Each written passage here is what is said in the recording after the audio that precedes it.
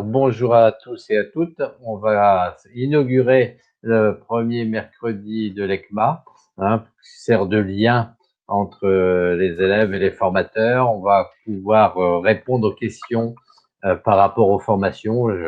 Donc, c'est surtout fait pour les gens qui ont déjà fait la formation que je présente. On avait fait déjà une intervention pendant le confinement qui était sympa. Et donc les bases, je les ai données, je vais pas trop les faire, mais je veux surtout développer, c'est ce que j'avais dit à Alice, tout l'aspect orofacial, parce que c'est quelque chose qui est énorme, sur lequel vous travaillez souvent, et même quand on travaille dans notre cours sur les traits de structure-fonction, eh bien on travaille aussi sur les réflexes sans le savoir. On travaille aussi sur les fascias sans le savoir. Il y a des liens qui existent entre tout ça. Donc en ce moment, je suis en train de travailler sur les réflexes et les préférences motrices. Vous ne connaissez pas les préférences motrices, mais je vais vous faire connaître ça, je pense, l'année prochaine de façon de plus en plus précise. En fait, je travaille avec un centre de posturologie où on enseigne les préférences motrices, c'est-à-dire qu'on a naturellement des capacités à utiliser certaines fonctions de notre corps, certaines dimensions, certaines chaînes de préférence par rapport à d'autres. Et donc, on a fait des liens, les psychologues ont fait des liens entre le comportement, le développement et les chaînes. Donc, les réflexes, forcément, auront une action là-dessus.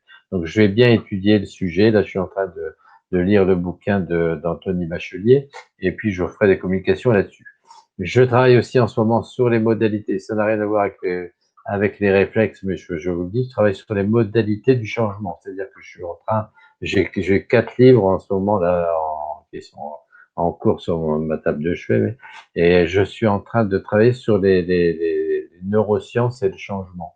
C'est-à-dire de voir toutes les expériences qui ont été faites par rapport au changement et comment vous allez pouvoir positiver la fin de vos séances. Vous savez que je suis très très pointu là-dessus et je trouve que on n'insiste pas encore assez sur l'aspect de positivation lorsque vous faites une séance. Vous allez nettoyer, ça on le sait, la kinésiologie, c'est extrêmement efficace pour aller trouver ce qui n'allait pas, nettoyer là. Mais par contre, par rapport à la positivation, on pouvait mieux faire. Donc là, je suis en train de mettre ça noir sur blanc et je vais vous proposer en psycho, anatomie, enfin, le troisième niveau qui va prendre une journée de plus et on va développer ce secteur-là. Ça va être extrêmement intéressant. Donc, pourquoi les réflexes orofaciaux? Bien, je vous l'ai dit, parce que c'est une zone qui est extrêmement importante. C'est la persona, c'est le masque qu'on propose aux autres. Donc, c'est une zone qui va être très, très importante à connaître. Et si je pense que j'ai beaucoup d'amis sur Facebook, et si vous allez voir sur ma page principale, à un moment, je vous fais voir un petit film sur une coupe sagittale, une coupe sagittale de la face et on voit la personne parler. Et vous voyez tous ces mouvements des lèvres et ces mouvements de la langue, c'est énorme. Et on voit toutes ces stimulations que l'on peut se faire par rapport à des réflexes de cette zone-là qui seraient anormalement actifs. Ça, allez-y, vous verrez, c'est très intéressant. Il que je le mette sur ma clé USB, mais c'est sur ma page Facebook, sur ma page principale. Donc, les réflexes que l'on a au niveau de cette zone orofaciale, eh bien, ce sont très peu de réflexes archaïques purs. Vous savez, il y a plein de formations, il y a quelques formations qui ont été faites sur les réflexes archaïques. Mais on rencontre toujours les mêmes, le tonique asymétrique du cou, la succion, le moro, enfin ça, ce sont les grands classiques. Mais le message que je voulais vous dire, c'est que il y a d'autres réflexes qui ne sont pas archaïques, mais qui sont extrêmement intéressants à étudier parce qu'ils vont perturber les gens de manière assez incroyable. Donc, on va trouver des réflexes myotatiques comme celui que l'on a lorsqu'on tape sous le genou, là, chez le médecin avec le marteau, et puis des réflexes permanents de tout poil, dont certains, on ne sait même pas trop à quoi ça sert. On sait qu'ils existent, donc il existe des liens neurologiques entre différentes structures, c'est ce qui m'intéresse, et c'est ces problèmes générés par l'hyperactivité de ces réflexes vont perturber la posture. C'est en perturbant la posture, ils vont forcément perturber la proprioception. et ils vont donc perturber les apprentissages au sens large. Donc, vous aurez des problèmes de douleur, vous aurez des problèmes de difficultés d'apprentissage, vous aurez énormément de problèmes que vous pourrez solutionner par ça, sachant que c'est que dans ce cours on va décrire ça. Et là, j'ai encore, c'est vrai, j'en parle au bureau, mais on va faire une formation pour des orthophonistes, spécialement pour des orthophonistes en Bretagne. Ils m'ont encore demandé cette année parce qu'il y a peu de gens qui ont étudié cette région de manière aussi précise, avec des tests aussi simples à effectuer. Voilà. Donc, je pense que j'en ai compté là, 14 réflexes qui sont dédiés à la face, à la bouche. Et parmi ces 14 réflexes, il y en a que 2 qui sont vraiment des archaïques extrêmement connus. Voilà. Donc, pourquoi c'est important cette zone-là? Parce que ça nous ramène au stade oral de Freud. Vous savez, dès que l'enfant est né, voilà, tous ces rapports à la mère, à la succion, à l'alimentation, ça va souvent tomber. Il y aura d'autres associations, j'en conviens, mais ça sera déjà la base. Donc, les problématiques de la naissance, les problématiques associées aux 2 premières années de la vie, vous voyez que c'est extrêmement important. On dit que on est réactif tout au long de notre vie à ce qui s'est passé avant nos 7 ans, et pendant surtout les 2 premières années, vous aurez énormément de problèmes d'ordre réflexe. Donc, connaître les réflexes, leurs perturbations et pouvoir travailler là, c'est quand même fondateur dans le développement de l'humain, sachant que même ces réflexes-là dont on parle vont se mettre en route in utero. Donc moi je travaille, on va encore en parler tout à l'heure, mais le labial de fuite, lui, il démarre à 8 semaines, il va démarrer à 8 semaines in utero. Donc on peut quand même travailler de manière assez profonde dans le développement du schéma moteur de l'humain et tout ce que ça comprend par la suite. Alors donc, ils peuvent perturber l'évolution de l'enfant, ça c'est sûr. Et aussi, ce qui est extrêmement important, c'est que toute cette phase, je répète toujours la même chose, mais et maintenant je commence à en parler en anatomie, tellement tellement il y a de choses intéressantes et qui demandent un peu de finesse dans le test. Je vois qu'on m'entend pas bien aussi. C'est bon? Quand j'utilise pas la caméra, ça se coupe. Bon. Donc, voilà. Il y a un rapport très important avec le nerf trijumeau, le nerf 5, celui qui innerve la partie antérieure de la face. Donc, même les autres nerfs sont en rapport avec lui. C'est assez complexe l'anatomie de la face, surtout celle qui est dédiée au nerf crânien, et que c'est un nerf postural, c'est que dans les nerfs crâniens, il y a la majorité s'intéresse à l'innervation de la face, mais aussi certains vont beaucoup plus loin. Je pense au nerf vague, son accessoire le 11, et puis celui-ci, le trijumeau, le 5. Donc le trijumeau, c'est un nerf postural. Donc la posture va être aussi perturbée par des réflexes qui sont en lien avec tout ça. Donc les mots, bon voilà, la langue bouge, ça je vous l'avais dit, d'aller voir sur Facebook, et que les perturbations qui sont liées à l'ATM, elles sont énormes. J'ai encore développé ça dans ma dernière version d'Arcagym numéro 2, mais vous aurez des perturbations sur la posture, sur le cou, ça va vous donner des douleurs de cou, des problèmes de dos, des hernies discales, on en trouve. Malheureusement, notre travail, c'est un rôle préventif, et que bien souvent les gens viennent vous voir quand il est trop tard. Donc les problèmes de colonne, ça sera extrêmement fréquent, surtout principalement le cou, les épaules et les bras. Vous aurez des perturbations au niveau de l'oreille avec des acouphènes, vous aurez des migraines, euh, vous aurez des problèmes de digestion, des problèmes de valvules intestinales. Donc je vais essayer, je vois qu'il y a des problèmes, je vais essayer de couper, mon casque, vous me direz si ça va mieux. Il y a des problèmes de coccyx parfois, voilà, des problèmes de grosses articulations, des problèmes de genoux, des problèmes gynécologiques, ça parce que l'utérus il est complètement collé au sacrum, donc vous voyez que une petite perturbation au niveau de la sphère orale, eh bien, aura des interactions. Le son rend les paroles incompréhensibles. Je vais essayer de remettre ça. Voilà, pour me dire si ça va mieux. Voilà. Alors, j'en étais à mes valvules. Le son est trop mauvais. Alors, qu'est-ce qu'on fait, Alice? Oui. Je sais pas. Chez moi, il est parfait en fait. C'est vrai? Non, Mm. c'est OK, non, c'est OK, c'est parfait. Bon, donc c'est pas de mon fait. Oui, chez moi aussi, c'est bon. Bon, allez, on continue. Rechargez peut-être la page, les filles. Recharger la page. Voilà.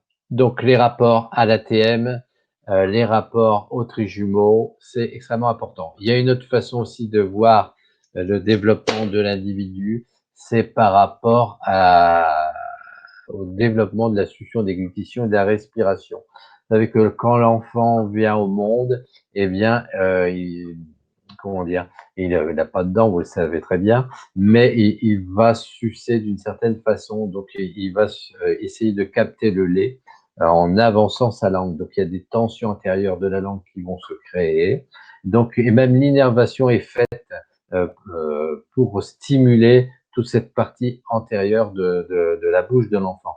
Donc, il va prendre appui sur les lèvres et il va pouvoir faire rentrer le lait et surtout le déglutir. Donc, ce qu'on appelle la déglutition infantile, c'est ce qui se passe pendant la première année et on peut l'avoir encore jusqu'au 30e mois, jusqu'à la dentition parfaite. Un petit exercice que vous pouvez faire. Faites comme moi, vous allez mettre les dents en contact, là, le haut en contact avec le bas. Vous allez écarter les lèvres et vous allez déglutir. Voilà.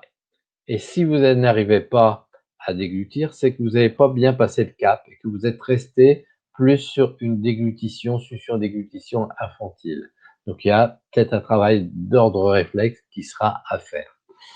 C'est un petit signe qui est intéressant. Alors, ce qui va se passer, c'est que, eh bien, lorsque les dents vont pousser, ben, on n'aura plus besoin de mettre la langue devant et que naturellement la langue va se reposer plus en profondeur et que la déglutition va se faire par le haut. C'est-à-dire que vous allez déglutir en amenant les aliments, comme le font les adultes, euh, amenant l'aliment par le haut pour l'amener vers l'arrière. Et ce qui est ainsi intéressant, c'est que, ben, au départ, vous avez une respiration buccale chez l'enfant. Il va beaucoup respirer par la bouche, alors que plus tard, il va respirer par le nez et que la respiration nasale est extrêmement, extrêmement importante. C'est la respiration de l'adulte et ça va développer le sujet dans plein, plein de registres. Ça va développer les os, ça va développer le système nerveux, ça va développer les hormones, ça va oxygéner le cerveau. Donc, le fait d'avoir une très bonne respiration, un très bon développement de cette zone, ça va être essentiel dans le développement de l'humain. D'ailleurs, vous le voyez, à chaque fois que vous avez des enfants ou même des adultes avec la bouche ouverte, la langue qui pend, c'est pas les premiers de classe en général. Voilà, je peux vous dire que ces gens-là ont gardé ces formes de succion déglutition infantile et cette respiration buccale qui fait ronfler. Donc les gens, quand ils ont des perturbations de cette zone-là, ça crée du ronflement, surtout quand il y a des problèmes mandibulaires associés. Donc il y a des techniques qui ont été élaborées, on peut travailler ça avec les réflexes, et puis je vous donne parfois des petits exercices à faire pour les ronfleurs, il paraît qu'il y en a. Bon, un autre, donc les positions de langue, pour moi, ça va être quelque chose d'extrêmement important. Et donc, vous avez déjà un réflexe qui va être associé à la déglutition infantile. Parfois, les gens, ils vont garder voilà, des tensions antérieures parce qu'ils n'ont pas bien intégré la déglutition de l'adulte. Ils n'ont pas bien fait le passage d'une période à l'autre. Donc, vous aurez des perturbations sur une langue antérieure. Vous l'aurez aussi avec la langue en arrière, ce qu'on appelle la nausée. Le réflexe nauséeux, c'est pas du tout un réflexe archaïque, puisque heureusement, on a la nausée toute la vie. Vous savez que les réflexes archaïques durent 1 an, voire 2, voilà, 2 ans et demi pour certains, mais en général, ils disparaissent ou deviennent moins observables au bout de la première année. Et donc, la nausée, vous allez rencontrer, ça m'a donné des résultats assez parfois très très curieux, même sur les apprentissages. Je vous fais voir les photos, il y a des résultats que j'ai obtenus avec une séance. Et vous verrez que ben, les gens vont venir parce que voilà, ils ont des problèmes lorsqu'ils se brossent les dents d'un seul coup. Lorsqu'ils se brossent les dents, ils ont envie de vomir. Ou alors ils ont toujours eu des problèmes. Ils supportent pas la baisse-langue et prendre des empreintes chez le dentiste, c'est une corvée. Voilà, donc ils ont une zone d'arrière-langue qui est très très très sensible. Ils ont toujours envie de vomir. Donc on pourra travailler là-dessus avec de très très bons résultats. Donc on a vu langue en avant, déglutition infantile, langue en arrière, ça sera la nausée. Et vous aurez aussi des problèmes de latéralité. Vous savez que la langue, elle va de gauche à droite aussi, pour parler, pour mastiquer. Voilà. On aura aussi des tensions gauche-droite aussi de la langue qui poseront problème. J'appelle ça le réflexe d'accompagnement ou de poursuite plutôt. Voilà, de poursuite de la langue. Quelquefois, le dentiste est obligé de vous mettre, de tenir la langue parce qu'elle va toujours vers l'intrus et elle va embêter le praticien pendant son travail. Donc, il y a des déséquilibres qui sont très faciles à mettre en évidence. On essaiera de le faire si vous voulez après, mais voilà. Les gens qui me connaissent l'ont déjà fait à plusieurs reprises. Donc, on a vu antérieur, postérieur, gauche, droite, et il y a aussi le célèbre voile du palais. S'il y a des chanteurs parmi vous, eh bien, c'est lui qui permet de produire des sons aigus. En général, en formation, quand je trouve quelqu'un qui a le voile du palais qui pose problème, eh bien, je demande s'il chante bien. On m'a rarement répondu oui. Mais le voile du palais, c'est le palais qui gratte. Vous avez la langue sur le palais dur, ça verrouille toujours au niveau du test musculaire, vous le savez. Mais par contre, lorsque vous avez la pointe de la langue qui va titiller le palais qui gratte, le palais mou, eh bien, vous aurez des tests qui vont déverrouiller, des tests posturaux qui vont déverrouiller, ce qui fait que ben, les gens ils auront des problèmes avec le palais, le voile du palais, mais surtout avec les muscles du voile du palais. Il y a 5 muscles qui sont extrêmement importants et qui vont donner beaucoup de problématiques puisque c'est en contact avec le sphénoïde en haut.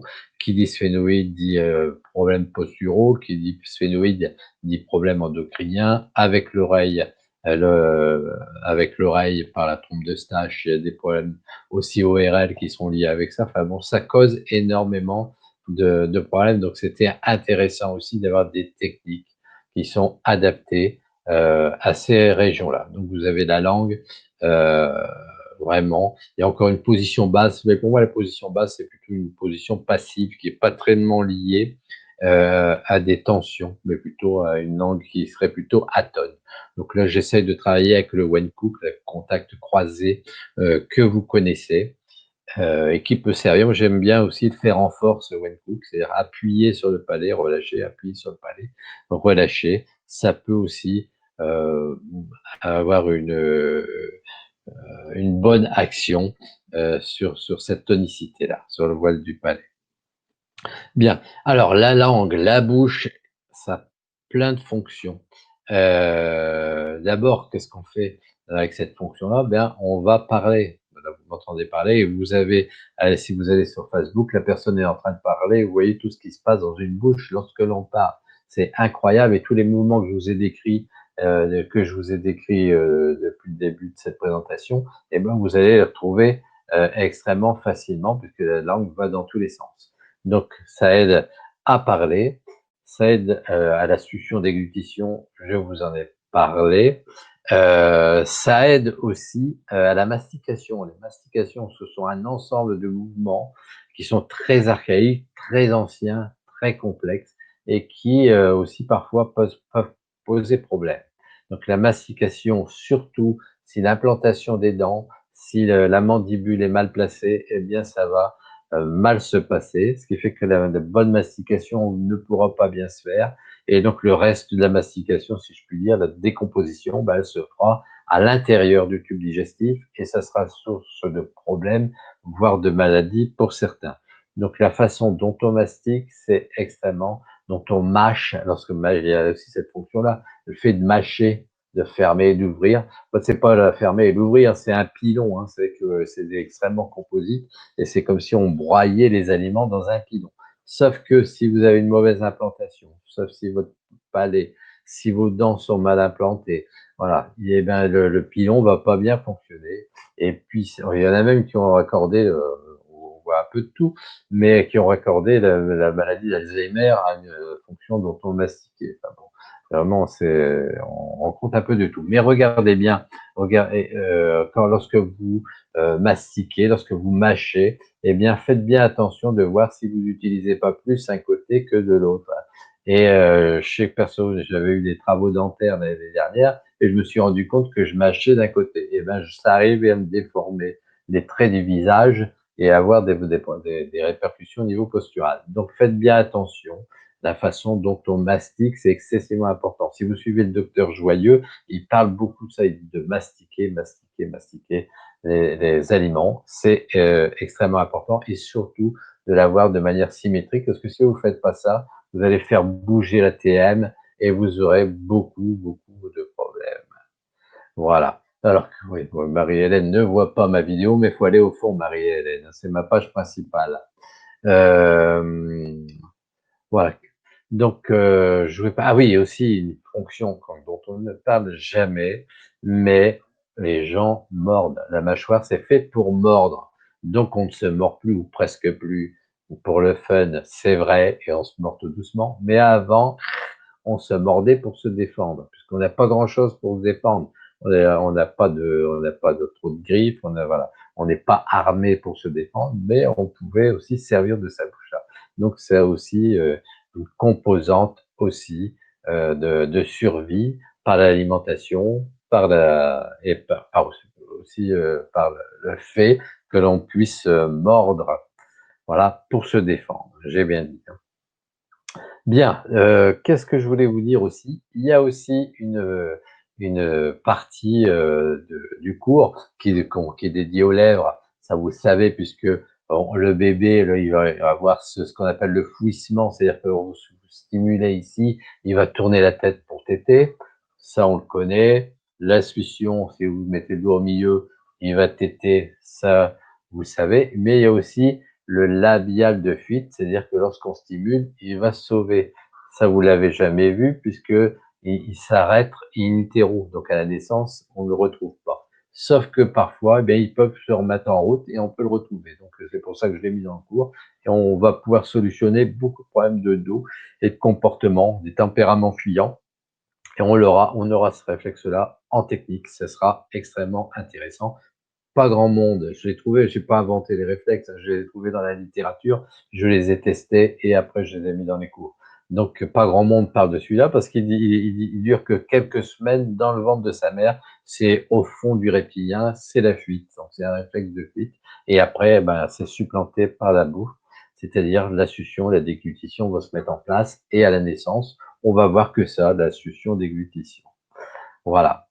Euh, et aussi, ce qu'il faut savoir, c'est qu'il y a toute cette région de la lèvre qui s'étend un peu, mais c'est aussi à l'intérieur. Vous savez que c'est l'extérieur de la lèvre, mais aussi l'intérieur. Et parfois, je fais des tests avec un coton-tige. Je stimule pas le dessus, mais je stimule en dessous. Et ça marche toujours. C'est un rebord. C'est toute la lèvre qui va pouvoir être stimulée. D'ailleurs, certains ont mis, c'est pour ça que j'ai fait ça, ce qu'ils appellent des alphes, c'est-à-dire c'est des petits reliefs sur les dents dans le but de stimuler dans une dynamique posturale très particulière. Donc, il y a des dentistes qui sont spécialisés dans les alphes, ce qu'on appelle les alphes. Alors, on a vu aussi qu'en Inde, on se collait des petites pierres sur les dents, et même ici à Paris, on en trouvait, près de la gare du Nord, là, des hindous qui vendaient des petites pierres à se coller là. Sachez que c'est pas du tout anodin, c'est comme des piercings, voilà, ou les tatouages, l'endroit où c'est placé, ça peut être problématique.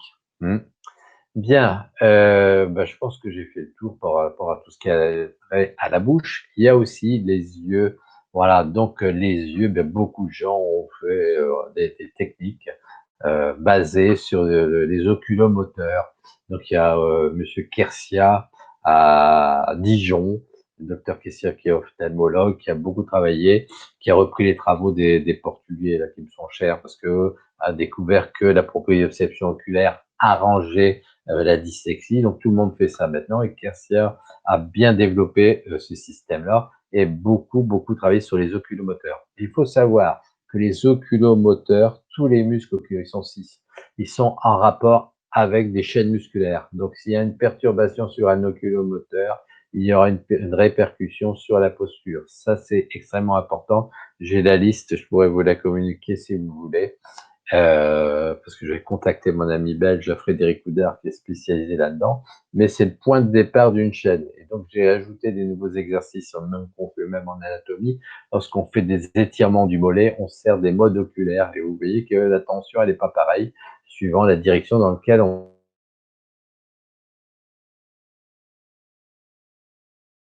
Donc, je parlais du cornéo-mandibulaire. En fait, quand est-ce qu'on aura une lésion de la cornée? Quand on se fait opérer des yeux, la cataracte, quand on se fait la myopie, eh bien, à chaque fois, c'est réactivé. Et bien souvent, les gens ont des problèmes de dos dans les 6 mois ou quelquefois ont trouvé une solution à leur problématique de dos. Donc, il y a bien des relations entre la cornée et la posture. Les ophtalmologues en reviennent pas. Mais c'est ça, ça s'explique. Vous avez la rétine aussi, lorsque on va travailler sur l'optocinétique, c'est-à-dire la faculté que l'on a à suivre un point sur une cible, sur un fond qui bouge. Il y a des gens, ils sont extrêmement perturbés de faire ça. C'est-à-dire que suivre un point alors que le fond, il est en mouvement. C'est très perturbateur. Et d'ailleurs, je fais très attention à ce que je pratique ces techniques-là. Je m'y prends en 3 fois en respirant bien parce que c'est du lourd. Et les gens sont très perturbés, peuvent être très perturbés quand ce réflexe est extrêmement actif. On travaille aussi en dehors des oculomoteurs sur les muscles obturateurs des paupières. La glabelle, lorsque vous stimulez un enfant là sur le intron, eh bien il va fermer les yeux, il va rentrer la langue. Donc il y a des perturbations aussi qui peuvent être liées à cette région-là. Certes, on ne se chatouille pas le intron tous les jours, mais on cligne des yeux des milliers de fois par jour. Et comme la déglutition, on déglutit près de 2000 fois par jour. Donc, ça va impacter la mandibule 2000 fois par jour. Le clignement des yeux, c'est des milliers de fois. Et si vous avez un déséquilibre au niveau des muscles obturateurs des paupières, il y a un retentissement au niveau postural. Donc, on pourra aller voir aussi cette dimension-là qui est extrêmement intéressante. Donc, voilà, au niveau de l'œil, je pense que, ah oui, aussi, la faculté que l'on a à fixer un point. Lorsque je fixe un point et que je tourne la tête en fixant le point, eh bien, mes oculomoteurs travaillent à la même vitesse, mais en sens inverse que mes muscles nucaux. Il y a intérêt à ce que ça soit bien synchro, parce que là, c'est les migraines, c'est les vertiges, tout ça. Donc, je vous apprends à les tester et surtout à récupérer ça avec un 8 oculaire, enfin bon, dans certaines conditions, mais c'est aussi intéressant. Voilà. Qu'est-ce que je voulais dire par rapport à la liste l'optocinétique cilio-spinale? Vous savez, je vous ai parlé du trijumeau, mais il a des connexions avec la base du cou, avec ce qu'on appelle le ganglion de Budge, qui est ici très bas situé dans le cou et qui est en rapport avec l'œil. Donc, lorsque je pince ici, ça crée une mydriase, une dilatation des pupilles qui est extrêmement fugace et que là, à quoi ça sert? On n'en sait rien. Mais ce qui est intéressant de savoir, c'est que lorsque vous stimulez là, eh bien, vous allez perturber le trijumeau et avoir tous les signes dont je vous parlais tout à l'heure. Donc, ça va vous permettre d'étudier ça, ça va vous permettre de travailler de plus en plus finement par rapport au comportement, par rapport à la posture, par rapport à l'équilibre du corps, par rapport aux apprentissages. Donc, c'est que du bonheur. Donc, il y a aussi un réflexe massétérin. Massétérin, c'est un myotatique. Donc, les myotatiques, c'est comme le genou. Quand on tape avec le marteau sous le genou, eh bien, ça crée une extension réflexe du quadriceps. Nous, on s'en fout. Sauf que quand on a ces réactions-là au niveau de la face, ça, c'est très intéressant parce que le masséter, il est énervé par toujours le même, le trijumeau. Donc, le masséter, c'est un muscle extrêmement intéressant. C'est le plus puissant des muscles par rapport à son volume. Donc, c'est lui qui dégage le plus. Voilà, lorsque vous ruminez, lorsque vous serrez les dents, eh bien, c'est lui qui travaille. C'est le muscle principal lorsqu'on vous donne la technique de PKP pour équilibrer une mandibule. Eh bien, c'est lui le patron. Voilà, c'est lui qui va enclencher le travail des autres. Donc le masséter, c'était quelque chose que je voulais mettre. Mon rêve, ça serait de le mettre en santé par le toucher, mais voilà, donc ça se négocie. Donc le masséterin, c'est extrêmement, extrêmement intéressant. Succion labiale, cornéo-mandibulaire, les yeux de poupée, ah oui, les yeux de poupée, ça c'est des réflexes, les yeux de poupée, ça fait partie des réflexes qu'on étudie dans les services de réanimation, surtout, parce qu'on trouve pas vraiment d'intérêt à cela.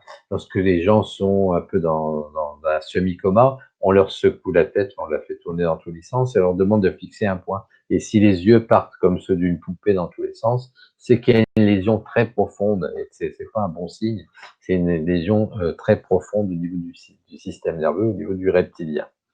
Donc, eh bien, quelquefois, quand est-ce que ça va vous servir? Quand vous êtes dans le métro et que là, la tête voilà, est bousculée de manière passive. Lorsque vous êtes en voiture, vous essayez de lire. Voilà, ça, c'est des mouvements passifs. Et là, s'il n'y a pas une bonne synchrone aussi entre l'oreille interne et les oculomoteurs, ça va pas le faire. Vous aurez des problèmes de douleur, de migraine, d'acouphènes, tous ces problèmes-là qui vont être extrêmement préjudiciables. Donc, il était bien aussi de les mettre en évidence. Bien, je crois que j'ai fait le tour de tout ce que j'avais à vous dire par rapport au réflexe. Il y en avait 14. Donc, le ciliospinal de Bush, je vous l'ai dit. L'optocinétique, eh bien, c'est suivre une cible sur un fond qui bouge. Si vous avez des chasseurs qui ont du mal voilà, à fixer la biche dans le bois, eh bien, vous pourrez les faire venir. Non, je vous interdis de le faire, c'est une blague.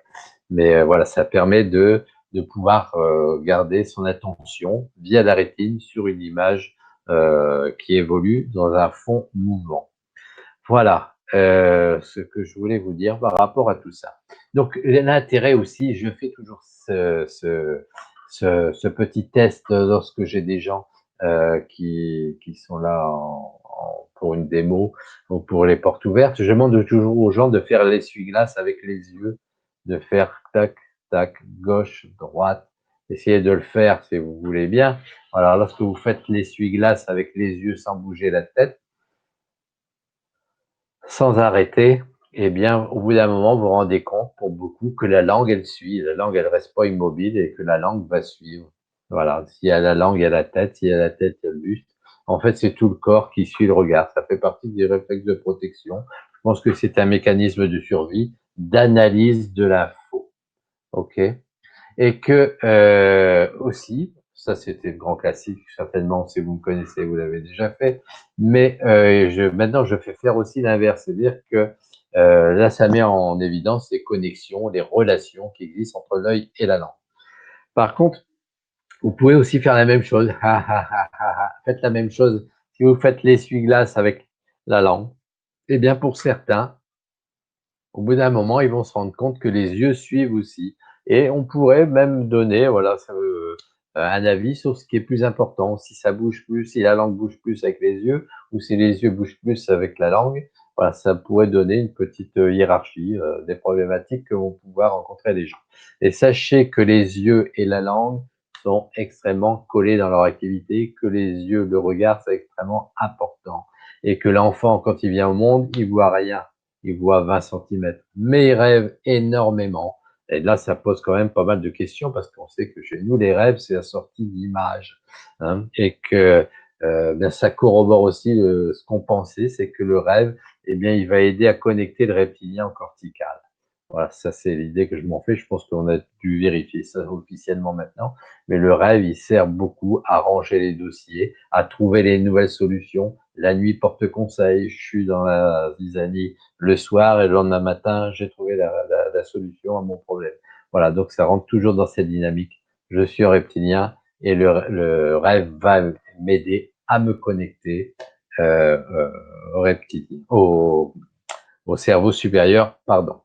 Donc, et aussi une notion qui est intéressante, c'est que au niveau de la vision, eh bien, les gens qui n'ont jamais vu, les aveugles et les vrais aveugles, eh bien, ont des aires de la vision qui sont actives. C'est-à-dire que le cerveau a une plasticité et va pouvoir réaffecter ces zones de la vision à d'autres structures. Il y a aussi quelque chose qui est parlant par rapport à ce que je vous dis, c'est l'homonculus, c'est-à-dire cette représentation de l'homme avec une grosse main. En fait, c'est tout ce qui est moteur au niveau des aires motrices, au niveau du cerveau. Ben, c'est un peu comme mon casque. Les aires motrices, vous les avez là. C'est autour de mon casque. Elles sont situées un peu là. Et quand vous voyez les représentations, vous les avez certainement déjà vues. Vous avez une grosse main et surtout une grosse bouche, là, une grosse zone. Voilà. Ça veut dire que, en fait, tout ce qui est moteur, c'est extrêmement développé et extrêmement important. Et par mes petites recherches, eh bien, tout ce qui est connecté, hyper connecté, ben, c'est ce qui va créer de nouvelles connexions et les entretenir. Donc, se servir des mains, se servir de cette zone-là au niveau du boulot, eh bien, c'est extrêmement, extrêmement productif. Voilà, donc les tests que j'utilise, vous les connaissez, tests musculaires. Vous avez le troc, test de rotation. Celui-là, vous l'avez, c'est que du bonheur. Vous l'avez à chaque fois, le troc. Voilà, pour les autres, les archaïques, c'est pas souvent, pas assez à mon goût. Mais bon, c'est quand il y a du trijumeau où vous aurez un bras court. Vous savez, si vous êtes venu en anatomie, je vous le fais travailler déjà là. C'est-à-dire que par moment, vous aurez une rotation des ceintures qui va vous donner un bras court. Vous le faites devant, vous le faites en haut. Voilà, c'est-à-dire que une, euh, une- un problème lié au trijumeau va faire qu'il y a une rotation réflexe qui se crée au niveau des ceintures, qui va être objectivable au niveau des bras, c'est très facile, mais quelquefois les gens maîtrisent ou alors ils sont raides de cette région et ça ne fait pas trop. Et là, si vous travaillez sur la rotation du bassin, vous travaillez avec le tenseur du fascia lata, et là, il n'y a pas photo, là, et les gens ne peuvent pas lutter. Vous allez voir que lorsque vous stimulez, ben, ouf, ça déverrouille le tenseur du fascia lata de manière réflexe, automatique. Voilà ce que je pourrais vous dire par rapport à ces réflexes-là. Mais la région oculaire, c'est aussi, pour terminer, c'est quelque chose d'extrêmement important. Et moi, je travaille sur depuis que je suis kiné, hein, sur des torticolis congénitaux, des gamins qui ont du mal à tourner. Les parents voient ça, et le bébé, il regarde bien à gauche, mais il regarde pas à droite, hein. Donc, on donnait ça au kiné. J'ai eu des bons résultats, mais très très longs, un peu long dans le temps pour les obtenir. Et que maintenant, avec les ostéos, ça va beaucoup plus vite. Et que parfois, on m'en avait amené des enfants tardivement. Quand ils se verticalisent, eh bien la tête se déforme, je l'ai vu de mes yeux vus. C'est-à-dire qu'il faut absolument que le regard soit horizontal. Et si il n'y est pas, ben, la tête va se déformer, ce qui fait que les gens voient leur gamin qui commence à se déformer. Là, il est temps d'agir, hein. Et que, en fait, il y a vraiment une très très grande importance à l'horizontalité du regard. Et donc, dans la posture, à chaque fois qu'il y aura un événement perturbateur, ben, le corps va se vriller pour avoir ces fonctions qui sont remplies de manière juste. Il y a un réflexe que j'ai pas mis, celui-là. Je ne sais pas si je l'ai mis dans votre cours, là, c'est celui pour les médicaux. C'est un réflexe que ouais, personne n'en avait parlé, ce qu'on appelle l'accompagnement oculaire. Lorsque vous regardez, voilà, vous mettez les bras ici devant, là, pour faire un troc, vous pliez, et lorsque vous regardez à droite sans bouger le nez, voilà, et que vous faites un troc, parfois il y aura un décalage. Et lorsque vous faites de l'autre côté, il n'y aura rien du tout. Ça veut dire que, eh bien, lorsque je tourne les yeux, ben, mon corps veut partir, mais il revient. Mais de l'autre côté, il est parti beaucoup, il revient pas. Donc, il reste tordu. Dans les scolioses, c'est toujours des problèmes de dos, les problèmes de scoliose. Vous aurez ces réactions-là. Donc, c'est bien aussi de les avoir en stock parce que vous allez régler des problèmes de dos, des problèmes de posture. Voilà, il y a encore de quoi s'amuser pour de nombreuses années. Voilà, avec Inesio, c'est quand même super. Voilà, j'en ai terminé pour ma petite présentation. Et si vous avez des questions, j'espère que vous avez des questions, si vous n'avez jamais fait la formation ou si vous avez des, euh, des questions qui ont rapport ce que vous avez rencontré par rapport tous les niveaux. Là, j'en ai 3. Alors, on me demande toujours le niveau 4, mais il faut des billes et que j'en ai pas encore. encore assez. Je pense qu'il faut que je fasse l'état des lieux finalement de ce que j'ai mis dans les cours. Il y a quelques réflexes que vous n'avez pas encore, mais que ouais, il faudrait bien mettre un jour. Donc c'est voilà, c'est l'occasion. Est-ce que tu peux redonner la signification du cycle troc test de rotation opposée des ceintures? Ceinture pelvienne, ceinture scapulaire, c'est le moulin à poivre, hein. Ça tourne d'un côté au niveau des épaules et de l'autre côté au niveau du bassin. C'est pas moi qui le dis, c'est de la posturo. Donc je suis parti sur des constats de posture et j'ai développé ces concepts-là. C'est en général, enfin, c'est ce que j'ai souvent fait. Par exemple, on parle aussi du test qu'on va rencontrer quelquefois dans ces réflexes orofaciaux, du test comment ça s'appelle, du plateau, voilà, du plateau sacré, voilà, pour voir les rotations de bassin ou les déséquilibres au niveau de la charnière. C'est un test, on dit c'est le test de Gillette, c'est le spin test, ni l'un ni l'autre, ça ressemble, mais ça ne l'est pas. Je l'ai simplifié parce que les ostéos, ils peuvent vous la faire compliquée, bon, c'est leur boulot. Moi, je voulais des tests qui montrent un déséquilibre, quel qu'il soit, qui soit objectivable avant et après. Donc, c'est très, très bien comme ça. Donc, le troc, j'étais parti par rapport à ça, par rapport à la posture. Mais après, je me suis dit, il peut y avoir une deuxième fonction, c'est-à-dire que c'est un indicateur de stress. C'est vrai que le corps, lorsqu'il est sous stress, eh bien, il va tendre ses muscles. C'est de mécanique orthosympathique. C'est-à-dire que lorsque je vais me battre ou que je vais me barrer, j'intéresse que mes muscles ne soient pas décontractés. Donc, le tonus musculaire va naturellement augmenter rapidement. Et donc, comme on n'est pas symétrique, on a un cœur, on a un poumon avec 2 lobes, 3 lobes. Donc, on va se vriller, on va pas se tendre de manière symétrique, on va avoir tendance naturellement à se vriller. Et plus on va se tendre, plus on va se vriller. Donc, c'est un indicateur aussi. On peut l'utiliser comme ça, quelquefois je vous le montre, en indicateur de stress. Et donc, quelquefois, vous voyez faire comment ça s'appelle, le syntonisateur à bras, mon invention. Je rigole, mais bon, c'est ce qui permet d'empiler les informations. Tac, test là. Il y a le test nauséeux. Tiens, le nauséeux, il me donne un troc. Après, ça me ramène en faisant votre petite syntho, hop, à la naissance, clac, ça troque encore plus. Voilà. Et la naissance par rapport à ma mère, crac, ça troque encore plus. Et quelquefois, le troc, je l'ai déjà vu arriver au coude. Donc, on démarre d'un petit troc ici et on arrive en empilant.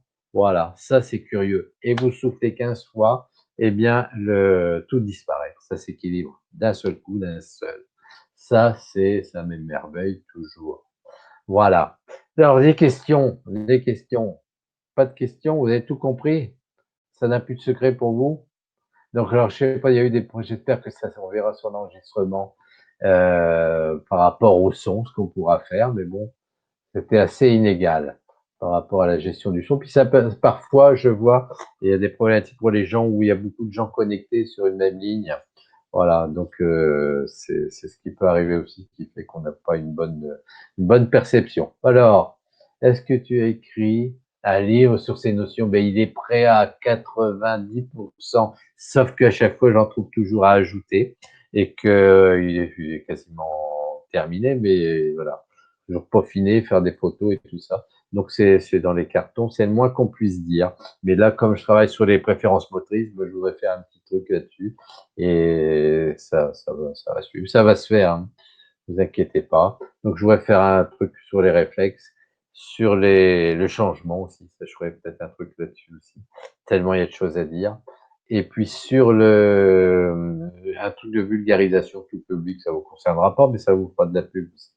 Et que, voilà. Donc, les livres, il y en a pas, il y a des livres de Sally Goodhart, des livres qui sont en anglais, malheureusement. Et je pense il y a des gens qui ont fait une traduction. Il faut que Sally Goodhart, c'est intéressant. Voilà. Donc, j'ai hâte du lien avec les préférences motrices. Je vois qu'il y a des gens qui connaissent ça. Donc, les préférences motrices, il y a des gens qui ont des compétences, chacun a ses compétences, qui sont associées à des compétences aussi psycho-émotionnelles et des formes de comportement. Donc, je suis invité à une formation Donc j'ai hâte de m'y rendre. Je bouquine beaucoup à ce sujet-là en ce moment. Et puis je vais interroger mon copain belge qui est enseignant là-dessus avant. Mais il y a des choses intéressantes. Ça me fait penser un peu aux énéagrammes d'une autre façon. Donc on va pouvoir donner des types des types de. Moi je suis V2, hein, il faut des 3, T5, T1. Enfin, ça me fait penser un peu à ça, un peu comme des cartes qu'on sort. Et là c'est assorti de tests structurels. Il faudra que j'en parle aussi avec Véro à l'occasion de la façon dont c'est enseigné. Alors, plus de questions. Bon, eh ben voilà. Sinon, bah, si vous savez où me trouver, y a-t-il un lien avec le fait de matérialiser un objectif par une attitude physique, comme en IMC, de matérialiser un objectif un peu, mais là, ça va cumuler, c'est-à-dire que vous allez cumuler les informations. Ça fait penser un peu à ça, avoir des postures qui vont être révélatrices. Je pense que c'est un peu dans le même objectif. Vous savez, moi je trouve des liens entre les techniques qu'on enseigne, vous voyez, entre les traits de structure-fonction et les fascias. Si j'ai une bouille comme ça, c'est parce que les fascias derrière, ils ont tiré. Donc on peut faire des liens par rapport au stress qui tire des fascias et pas d'autres. Voilà, c'est comme ça que je pourrais expliquer les structures-fonctions. Donc il y a plein de liens extrêmement intéressants. Voilà, est-ce que plus de questions de ce partage? Voilà. Bon, ben voilà. Donc vous allez voir sur ma page Facebook principale, vous allez bien au fond et vous allez trouver cette bouche. Voilà que je la sorte. Voilà. Donc on trouve ça sur. J'aurais donné aussi un lien. J'avais trouvé ça sur YouTube. C'était extrêmement intéressant. Sur ce, ben si on n'a plus rien à se dire, bien merci d'être venus si nombreux pour cette première, pour ce premier mercredi de l'ECMA. Et puis j'espère vous retrouver très bientôt. Moi, je suis à l'ECMA dans 2 jours. Mais voilà, pour une occasion d'une autre formation, ce sera avec un très très grand plaisir. Et si vous avez des questions, ben vous avez mon mail. Hein. Vous avez mon mail, vous pouvez voilà, je répondrai très très facilement. Voilà, quand j'ai un peu de temps, j'aime bien les mails, les coups de fil, je suis très très pris, mais les mails, les SMS, pas de problème. Allez, bye bye, au revoir.